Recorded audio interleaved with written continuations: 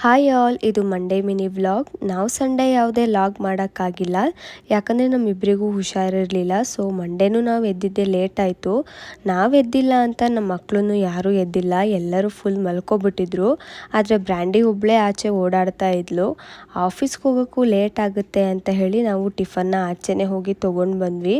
ಹಾಗೆ sweet corn ಕೂಡ ಹಾಕಿದ್ರು, ಅದನ್ನು ತೊಗೊಂಡು ಮನೆಗೆ ಬಂದು ಆ್ಯಸ್ ಯೂಶ್ವಲ್ ಡೈಲಿ ರೊಟೀನ್ ಬಿಸಿನೀರಿಗೆ ಧನಿಯಾ ಪೌಡರ್ ಹಾಕಿ ಕುಡಿದೆ.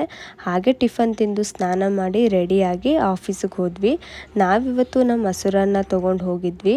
ಈವ್ನಿಂಗ್ ಆಫೀಸ್ ಮುಗಿಸಿ ಮನೆಗೆ ಬರ್ತಾ ಡ್ರೈ ಫ್ರೂಟ್ಸ್ ತೊಗೊಂಡು ಬಂದ್ವಿ. ಮನೇಲಿ ಡ್ರೈ ಫ್ರೂಟ್ಸ್ ಖಾಲಿಯಾಗಿತ್ತು. ಹಾಗೆ ಬೆಳಗ್ಗೆ ಕಾರ್ನ ಬೇರೆ ತೊಗೊಂಬಂದಿದ್ವಲ್ಲ, ಅದನ್ನ ಬೇಯಿಸೋಕ್ಕಿಟ್ಟೆ. ಹಾಗೆ ನಮ್ಮ ಮನೆ ಹಿಂದೆ ಪಟಾಕಿ ಹಚ್ಚಿದ್ರು, ಅದನ್ನು ನೋಡ್ಕೊಂಡು ಬಂದ್ವಿ ನಾನು ಮತ್ತು ಬ್ರ್ಯಾಂಡಿ. ಬೇಯಿಸಿರೋ ಕಾರ್ನ್ಗೆ ಉಪ್ಪು ಮತ್ತು ಖಾರ ಎಲ್ಲ ಹಾಕಿ ತಿಂದ್ವಿ. ಕೋಲ್ಡ್ ಬೇರೆ ಆಗಿತ್ತು ಅಲ್ವಾ, ಖಾರ ತಿಂದು ಸ್ವಲ್ಪ ಗಂಟಲು ರಿಲೀಫ್ ಅನಿಸ್ತು.